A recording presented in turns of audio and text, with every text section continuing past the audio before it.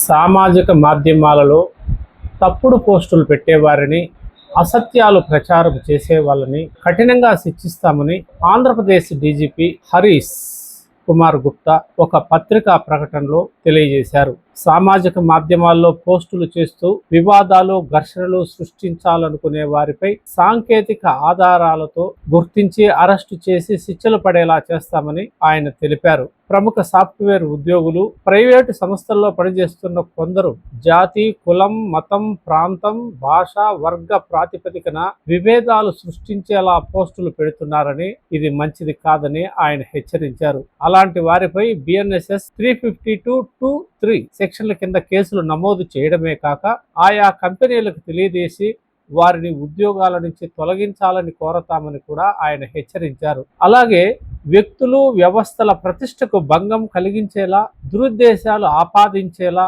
అసత్యాలు ప్రచారం చేస్తూ ప్రజలను తప్పుదోవ పట్టించే వారిని వదిలిపెట్టబోమని, అలాంటి వారిపై చట్టపరంగా కఠినమైన చర్యలు చేపడతామని ఆయన తెలియజేశారు. రాష్ట్రంలో శాంతి భద్రతలు విఘాతం కలిగించేలా సామాజిక మాధ్యమాలలో పోస్టుల్లో అసత్య ప్రచారాలు చేస్తున్న కొందరిని ఇప్పటికే గుర్తించినట్టు ఆయన చెప్పారు.